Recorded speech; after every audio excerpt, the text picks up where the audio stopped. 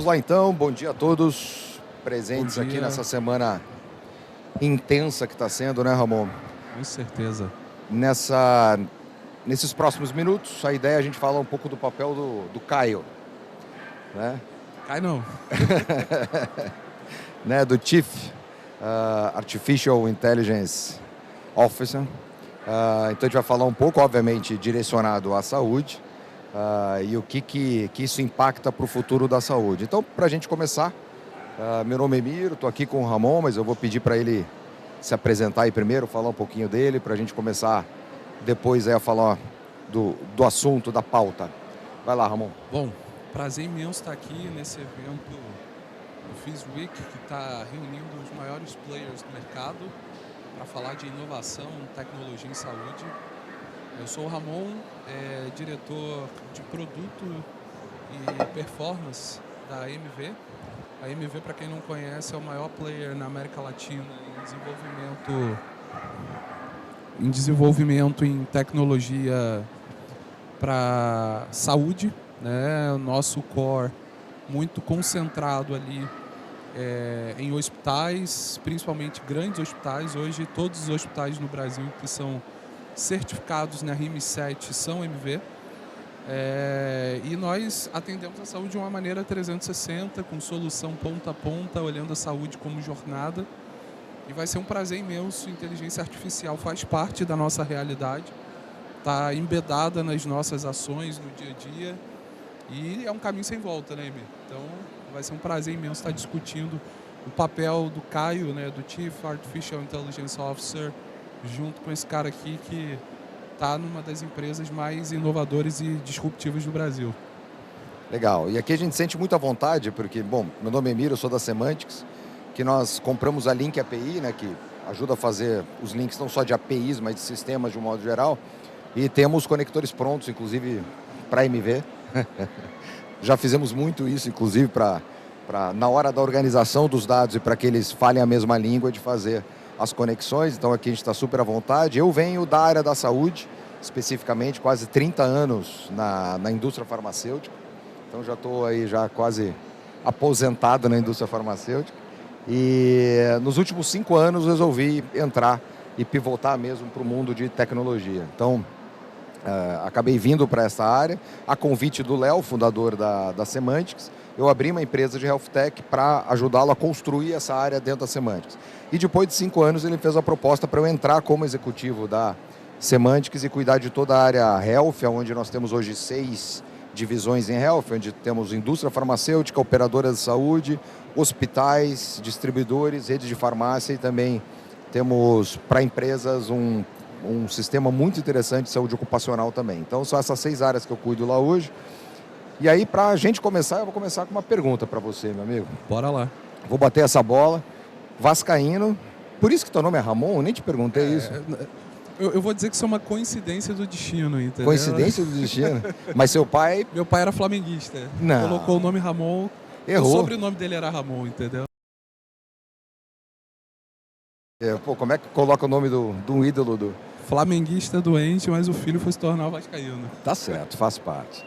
E a primeira pergunta que eu fico pensando é, a gente vai falar um pouco de quais são as funções, as responsabilidades de alguém que está liderando a área de IA numa empresa, mas para começar a instigar mesmo, o que seria o ideal, na sua opinião? Alguém com muita capacidade, com muito conhecimento em tecnologia, e que aí ele vai, obviamente, ter que entender do business, porque claramente quem vai trabalhar com inteligência artificial não adianta, né? Quem vai liderar a área de inteligência artificial, ele tem que conhecer muito do business. Depois a gente pode até se aprofundar um pouco nisso.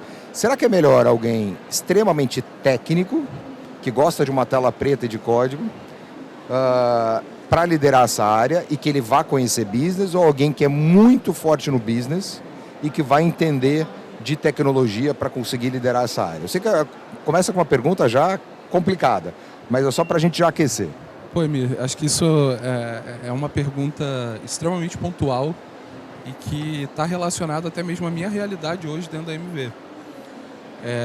Eu não sou um cara de código, eu sou diretor de produto da MV, produto performance, dentro da diretoria de tecnologia, mas eu não sei codar uma linha Eu costumo dizer, eu brinco que eu sou programador no code, porque agora eu uso prompt para tudo, entendeu? Mas eu vejo que existe um paradigma muito grande que precisa ser quebrado no universo de tecnologia, que é achar que tecnologia é código, é o desenvolvimento ali, é só aquele universo back-end, quando na realidade tecnologia, seja qual for o meio, ela é o nicho, o segmento, ela é um meio, ela não é um fim em si mesmo. Eu costumo dizer que a tecnologia, ela nada mais é do que algo que sustenta uma jornada.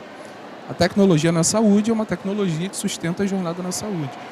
E essa posição de diretor de produto na MV, ela surgiu, a MV é uma empresa que se consolidou no mercado há algumas décadas, mas ela entendeu que o momento, o desafio que nós estamos vivendo agora não está mais no código. Essa barreira de entrada caiu. Né? Antigamente, a maior barreira de entrada em qualquer business de tecnologia era o seu código escrito, alguém ter a capacidade de replicar. A inteligência artificial, né? A gente está até aqui na plateia com o pessoal da Sofia, uma empresa que a gente investiu em AI, são mestres em desenvolvimento de tecnologia e inteligência artificial. Isso acabou. Né? Você pega uns caras da Sofia, da Semantics, e não necessariamente de instituições, mas que sabe dominar a inteligência artificial, ele consegue desenvolver qualquer tecnologia e replicar. E onde está o diferencial? Está na visão estratégica de negócio. E a maior barreira de entrada hoje para qualquer negócio é a tese do business e como você articula a estratégia e usa a tecnologia como meio, não como fim. E a MV entendeu essa necessidade e me trouxe. Eu sou um cara de negócio, minha carreira começou na área de finanças, passei por grandes varejistas, depois fui dirigir estratégias de negócios digitais, trabalhei com fundos de private equity. Minha carreira toda business, toda negócio. Nesse meio tempo, você acaba sendo obrigado a ter um letramento em tecnologia. Então, eu consigo sentar e conversar com qualquer CTO, entender minimamente ali as implicações de arquitetura, de código, mas o meu core é totalmente estratégico. E a MV falou, cara, a gente está precisando de um diretor de produto para cá, para ajudar a fazer a conexão sinérgica entre a estratégia e a tecnologia. E eu lembro que eu até falei assim, eu só quero deixar as expectativas claras, eu não sou um profissional técnico, sou um cara de business, estratégia de negócio, e na época o Andrei, né, o nosso diretor corporativo de tecnologia, falou, Ramon, mas a gente está precisando disso, porque a MV entendeu que nesse momento a gente precisa trazer um viés muito mais estratégico para a aplicação das nossas tecnologias, e a inteligência artificial entra nesse papel. Então, quando você faz essa pergunta, qual é o perfil ideal? Obviamente, um Chief AI, né, Officer, ele precisa entender minimamente como a tecnologia opera, né, o que é uma AI generativa, o processo que sustenta essa tecnologia, todas as implicações, mas acima de tudo ele precisa ter uma visão de jornada, porque a AI ela vai ser um otimizador da jornada. Né? Você estava trazendo o caso da Semantics, depois você pode até aprofundar com exemplos práticos, mas basicamente, né, dentro da vertical que você falou que vocês atuam, vocês pegam lá, vocês adoram um segmento regulado, né, de alta complexidade. Basicamente, você entende a jornada do player qual você vai atender, desenvolver uma solução, e sem sombra de dúvida, você precisa entender todas as implicações de negócio e falar, cara, a AI ela pode entrar aqui tirando a complexidade desse processo, automatizando esse, e no final uma jornada que você levaria 3 meses para poder entregar, você consegue fazer a entrega em 3 dias, em 3 horas, a depender do nível de solução, porque a AI é brutal quando a gente compara o nível de performance com, né, processos tradicionais. Então, no fim do dia, a pessoa que vai olhar para a inteligência artificial e aplicar isso a qualquer business, ela precisa ter uma visão de jornada e entender que a tecnologia é um meio, apenas um meio para você entregar uma experiência final. E aí eu até, trazendo essa minha colocação, eu te devolvo com a seguinte pergunta: como que você me está enxergando hoje dentro da tua realidade na Semantics, né, desenvolvendo tecnologias de alta complexidade, olhando muito segmento regulado em saúde, como que você enxerga a AI como uma aliada de fato na otimização de jornadas? E aí, se você puder trazer um exemplo prático para o qual vocês estão construindo hoje, eu acho que isso é muito tangível. Então, acho que Só sintetizando, na minha visão, é necessário ter um letramento técnico, né, mas uma visão estratégica de negócio, e eu te devolvo agora para você trazer esse exemplo prático para a gente aí e trazer muito da tua experiência, né? Legal, obrigado, Ramon. E parabéns pela resposta, gostei muito. Aprendi algumas coisas agora, como sempre.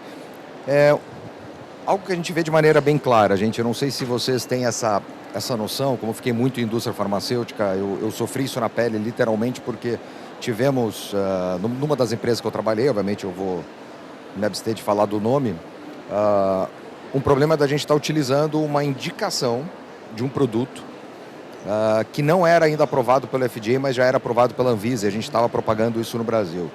Mas só pelo fato da empresa ser americana e ela estar subordinada ao FCPA americano, na época a empresa tomou uma multa de 1,2 bilhão de dólares.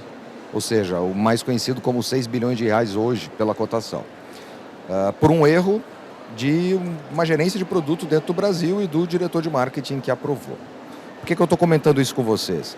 O maior financiador hoje do FDA nos Estados Unidos, porque é a agência de medicamentos e alimentos nos Estados Unidos, são as multas para as indústrias farmacêuticas. Isso é um dinheiro maior do que o valor que o Trump reserva hoje para o FDA. Tá? Por que eu trouxe esse ponto aqui? Eu vou trazer um exemplo prático para a gente conseguir ilustrar dessa teoria que eu vou falar para vocês. A gente tem uma tese de produto onde você tem aqui os dados, que são a origem de tudo. A única coisa que a gente não pode criar são dados do nada, então dados ruins. Até outro dia alguém me perguntou, poxa, os nossos dados não estão bem organizados ainda, a gente consegue colocar um agente de IA aqui? Eu falei, perfeitamente. Com os teus dados que não estão organizados, eu vou te dar o melhor agente com respostas ruins que você possa ter noção. Mas vai ser o melhor, mas as respostas você não pode confiar em nenhuma. Então, obviamente, nós temos aqui os dados que a gente tem que organizar, sintetizar, a gente tem que catalogar, etc., fazer eles se conversarem e tudo mais. A partir desse momento, a gente entra com os agentes de IA específicos e aqui nós temos essa camada, por isso que eu trouxe essa história do FDA, essa camada de segurança, que a gente chama de safety ticks dentro da Semantics. Por que essa camada de segurança? Porque a gente trabalha só em mercado regulado. Então, a gente trabalha, onde tem uma agência, a gente está lá, a gente está batendo lá. Então tem a Anvisa, tem a Anatel, tem o próprio Banco Central, porque a gente trabalha bastante com banco. Por quê? A gente fez aqui um agente de IA, ele já está rodando, está operacional, conseguiu... tem um processo que a gente acabou de implementar, que eram 45 dias de resposta, hoje em poucas horas, é brutal mesmo. Então, está aqui o agente rodando. Só que, só a Anvisa, por exemplo, tem pelo menos 100 novas resoluções ano. E cada vez que muda uma resolução pode impactar nesse agente. Se a gente não tiver aqui uma camada de segurança para que ele faça duas coisas, a governança do dado, obviamente, mas que ele possa estar trazendo essa nova resolução para que o agente esteja updated, né? Ele tem que estar em linha com a resolução e principalmente para evitar multas que podem inviabilizar negócio no Brasil. Tá? Que a gente está falando de multas de bilhões, como eu já trouxe um exemplo prático para vocês. Em cima dessa camada, a gente faz um monte de coisa. Então, vou trazer um exemplo bem prático aqui, que me arrepia sempre que eu lembro, porque salvou muitas vidas.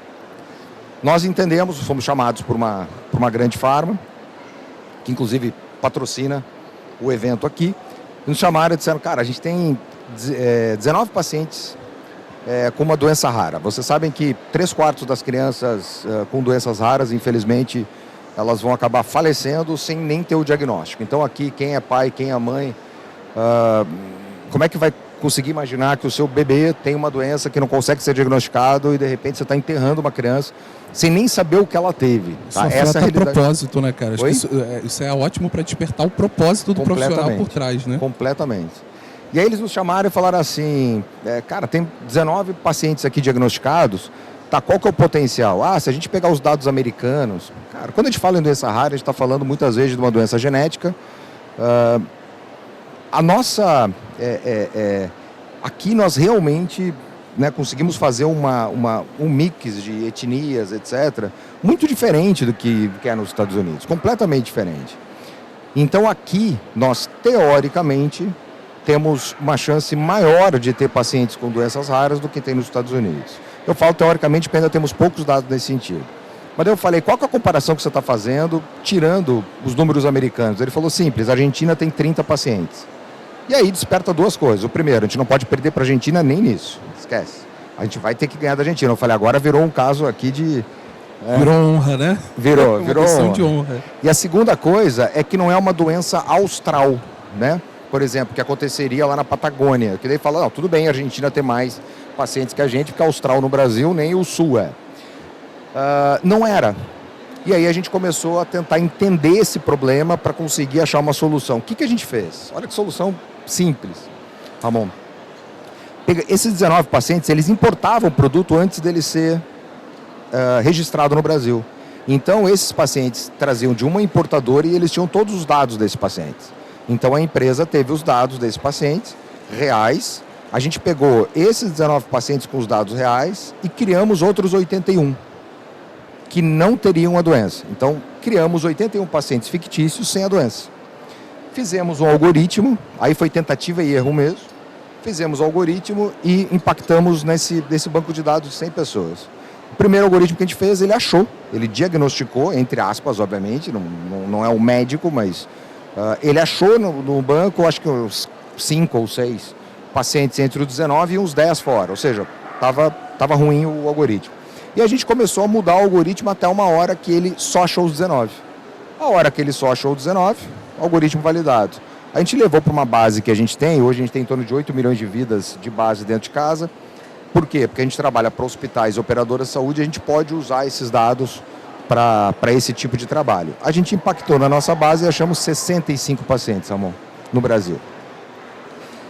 Obviamente, pela LGPD, a gente acha um hash, né? Um código. Eu não posso ver o paciente, nem chega para nós quando vem dos hospitais. Mas a gente soube, por exemplo, que só em um hospital em Santos, no litoral paulista, tinha 16 pacientes, ou seja, praticamente o número que eles tinham. E isso, claramente, quando a gente fala em doença rara, a gente está falando que é um braço de família, que a gente chama. Ele é uma família, porque é uma doença genética. Então, a gente aponta para o laboratório, falando, amigo, vai lá Santos. Alguém visita Santos? Falou, não. Porque Einstein, Sírio, Oswaldo Cruz não tinham nenhum paciente. E Santos tinha 16. Numa visita do consultor técnico lá no hospital, ele já achou o médico, que não é tão difícil, porque só tem um médico que deve tratar daquela doença no hospital, e era o caso. E ele tratava a família. Aí essa família teve acesso à medicação, e com isso a gente não consegue medir, até porque a gente não pode ter contato com o paciente, mas a gente pode ter salvado aí 15, 16, ou talvez uma única vida, mas já valeu o trabalho todo, porque pessoas que morreriam, alguns sem diagnóstico, outros usando um produto que não era efetivo, que estava usando off-label, o médico inclusive estava usando off-label porque ele não conhecia essa nova tecnologia, e com isso a gente conseguiu ajudar a salvar uma série de vidas. Cara, fantástico, e assim, acho que emocionante, né, porque nós como pais, né, nos colocamos no lugar e eu fico me imaginando com o meu filho numa situação como essa, o quanto seria vital ter um diagnóstico ou ter um direcionamento antecipado, e sem sombra de dúvidas eu tenho a plena convicção de que vocês fizeram diferença nisso daí. E o interessante, e aí acho que pegando um gancho nesse seu exemplo prático, é o quanto a AI ela vai de fato mudar o eixo de como a gente encara o tratamento de doenças e até mesmo cuidado com a saúde. Porque você viu ali, né, você mencionou, o próprio processo da utilização da AI foi quebrando paradigmas, porque quando você olha para uma situação como essa, doença rara, a primeira coisa, vamos olhar aqui nos centros, né, de referência, Einstein, Sírio, e você enxerga, né, que a AI ela consegue ampliar, te trazer uma amplitude de visão que você não teria sem a utilização dela, usando ela de fato como meio. E o mais interessante também é que a saúde ela está mudando de um perfil de tratamento reativo para um tratamento antecipado, se tornando de fato um hub de autocuidado, de bem-estar. E eu vejo o quanto esse teu exemplo prático ele tangibiliza isso, né? Então assim, cara, fantástico, incrível, amigo. Parabéns e inspirador pra gente aqui que está mergulhado no segmento da saúde, entendendo que de fato as nossas ações elas vão refletir em ação prática para pessoas que estão presas na ponta, né? Perfeito, Ramon, obrigado. E um outro detalhe, né? O médico ele tem que aprender sobre resfriado, gripe, vírus, bactéria, sobre hipertensão, sobre alguma coisa na pele, sobre dor de garganta, etc. Só nas doenças raras, os números variam um pouco, mas entre 7 mil e 8 mil doenças raras. Cara, é impossível que um ser humano tenha a capacidade de aprender sobre, vamos pegar a média, 7.500 diferentes doenças de um paciente que ele não vai ver todo dia, talvez ele nunca veja na vida dele. Como é que ele vai conseguir reconhecer esse paciente e fazer o diagnóstico? Agora, a capacidade computacional tem para isso. Dá para colocar 8 mil, 8 milhões e ter essa capacidade. Ou seja, vai ser um auxiliar, já está sendo, melhor dizendo, né? Um auxiliar muito forte para a medicina. E aí começam outras reflexões em cima disso que eu quero aproveitar para te perguntar, Ramon. Principalmente da MV, que vocês são especialistas nisso. Como que você vê hoje, porque a gente não consegue trabalhar e chegar nesse resultado final que é muito legal, sem a maturidade dos dados e sem os dados estarem organizados, arrumados, etc. Como você vê esse primeiro trabalho dessa tese que eu falei para você, como é que está hoje a maturidade dos hospitais, já que vocês trabalham para todos os hospitais do Brasil, e o que a MV vem fazendo para ajudar que isso melhore ainda mais? Bom, Emir, eu acho que é um ponto extremamente relevante. Você começou a nossa discussão falando exatamente da qualidade do dado. Eu posso te dar uma AI maravilhosa que vai te dar um monte de resposta errada, funcionando perfeitamente baseado no dado, né?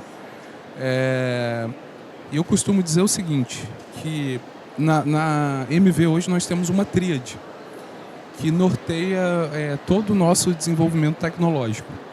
E essa tríade ela precisa ser estabelecida exatamente dentro dessa sequência. Primeiro pilar, dados estruturados. Quando você olha o impacto da AI na saúde, os dados precisam estar estruturados da maneira correta. Segundo pilar, construção de tecnologia que viabiliza a interoperabilidade e o padrão de operação em plataformas abertas, porém com segurança. O que soa até paradoxal, né? Antigamente a gente falar de padrões abertos de operação e segurança era antagônico. Hoje em dia a interoperabilidade é a única veia de sustentabilidade da operação da saúde no mundo. Porque essa crise que a gente vive do custo saúde não é só Brasil, isso é global. A ineficiência na saúde é muito grande, uma das causas raízes da ineficiência é a falta de interoperabilidade. E por último, a AI como uma otimizadora de jornada. E essa tríade ela precisa existir via exatamente nessa sequência. Primeiro, você precisa atacar a estruturação do dado. Segundo, construir sistemas que viabilizem a interoperabilidade e o padrão aberto. E terceiro, a AI como a otimizadora da jornada. Dentro dessa tríade, quando a gente olha para um hospital de alta complexidade, a primeira coisa, antes da gente falar de tecnologia, a gente precisa falar do que sustenta a tecnologia, que são os protocolos, os processos, a maneira como as informações são consolidadas, a forma como esse dado está sendo tratado, qual a arquitetura de banco por trás disso. Então, em primeiro lugar, você precisa ter uma visão para o olhar do processo, da gestão. E aí, baseado nisso, né, nós temos o nosso time comercial que é formado por feras. Eu estou aqui com a Patrícia, né, cuida da nossa regional aqui no Rio e em Minas, que ele faz essa análise, ele entra com o principal objetivo, é chegar num hospital de alta complexidade, mais do que simplesmente dizer, olha, você precisa desse sistema, ou você precisa desse sistema, e entender de fato a jornada e falar, cara, você está consolidando, você está pelo caminho errado. A gente precisa, antes de discutir a tecnologia, discutir o teu processo para que a tecnologia ela entre como uma viabilizadora, uma sustentação da tua jornada que vai operar corretamente via processo. Então esse trabalho é essencial. E aí é necessário, acima de tudo, entender, né, as dinâmicas do segmento que você está, como você mencionou, né? Quando você opera num meio que é extremamente regulado como a saúde, entender todas as dinâmicas, entender todo o fluxo de informação, entender todas as implicações do dado, por que eu preciso coletar o dado dessa forma, por que ele precisa ser estocado aqui dessa maneira, Isso é extremamente importante. Então, existe um trabalho de mapeamento de gestão que é necessário. Em segundo lugar, aí a gente vai para a construção da tecnologia. E aí a construção da tecnologia, ela precisa ser orientada de acordo com o diagnóstico de toda essa etapa processual que foi entendida dentro da dinâmica do negócio. E aí, no processo da construção tecnológica, a gente entende onde eu embarco a AI nesse processo.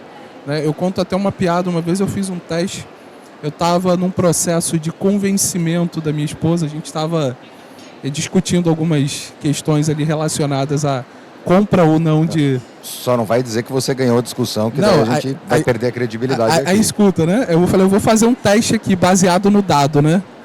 Eu imputei na AI todos os argumentos dela. Aí eu cheguei para a AI, falei assim, me dá um contra-argumento porque eu vou testar isso daqui com ela, né? A AI foi desenvolver um contra-argumento. Eu cheguei, ela trouxe um argumento muito melhor. Aí eu cheguei para a AI e falei assim, você me decepcionou, você não conseguiu me fazer ganhar a minha esposa na discussão. Mas como é que você chama a AI? Como é que é o nome? Não, nessa, é masculino? Não, nessa hora eu chamei por um nome que eu não posso falar aqui, entendeu? Aí eu cheguei pra ela e falei assim, você não me ajudou a vencer essa discussão. Aí sabe que ela me respondeu? Ela falou, qual foi o contra-argumento dela? Aí eu coloquei, esse daqui. Ela falou, a sua base de dados foi insuficiente, a base de informação que você me forneceu foi insuficiente para vencer essa discussão. Então isso mostra de fato, né? Mas brincadeira trazendo aqui um... Não, até porque tua esposa lembra ainda coisas de 1987. E cara, eu acho que a AI não vai chegar nesse... Ainda não consegue ter esse nível de inteligência, né? E aí a AI falou assim, a sua base de dados, o nível de informação que você me trouxe foi insuficiente para poder vencer esse contra-argumento. Então, mas brincadeiras à parte, eu acho que isso mostra, né, de uma forma bem humorada, a importância de... A AI é só um meio, gente. A estruturação da informação, como a gente utiliza a informação, é o grande pontapé inicial, né? Até uma expressão que eu vi outro dia, eu não lembro em qual palestra, porque a gente participa de tanto evento e ouvi, mas infelizmente não vou poder dar os créditos, mas eu estou usando agora, inclusive, essa expressão. E inteligência artificial, aí a pessoa arriscava e dizia inteligência ampliada. Eu gostei do conceito, porque na verdade é isso. Um risco que a gente está correndo agora com o IA é o seguinte, né? Os idiotas vão ficar muito idiotas, mas muito rápidos para responder um monte de coisas erradas.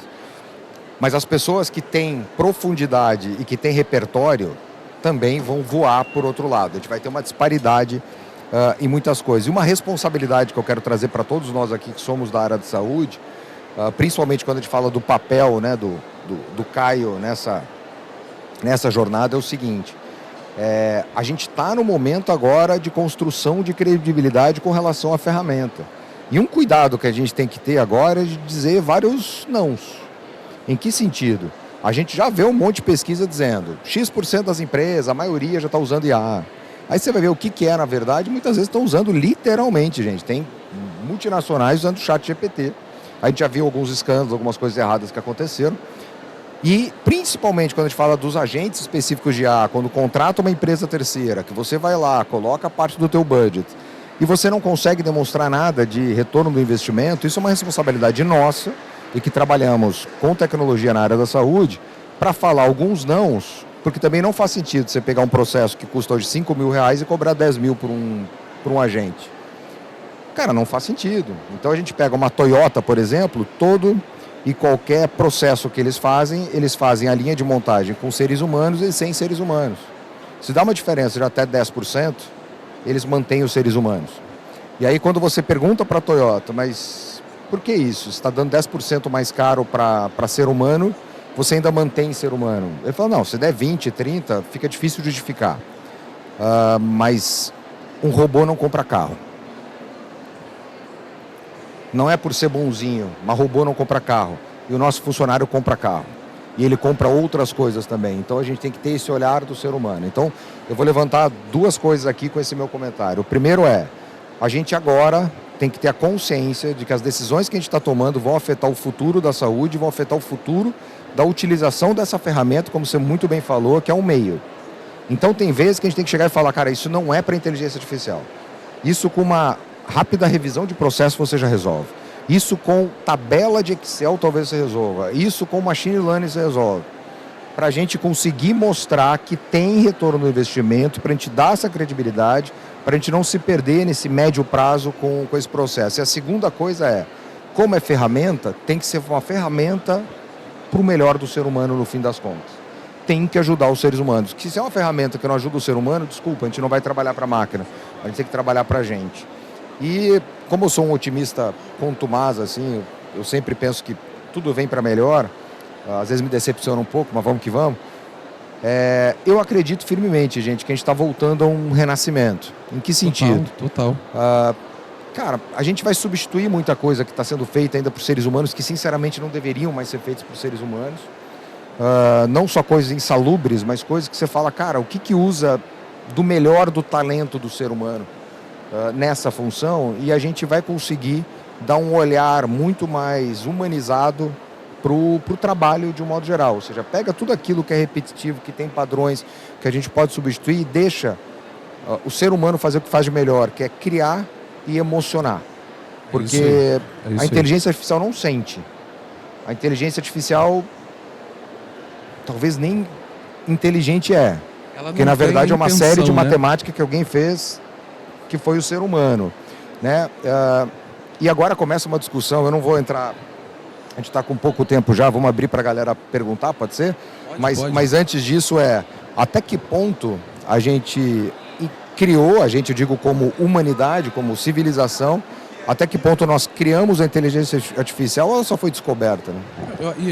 E tem um ponto aqui, acho que antes de abrir para a pergunta, mas bem rápido, que hoje no MV, acho que você entrou numa questão assim, bem visceral, né? A AI ela vem potencializar aquilo que a gente pode fazer de melhor. Então, trazendo a nível prático para o segmento da saúde. Na MV a gente descobriu que o médico ele passa de 25% e até 40%, a depender do modelo de atuação e da especialidade, preso com tarefas burocráticas.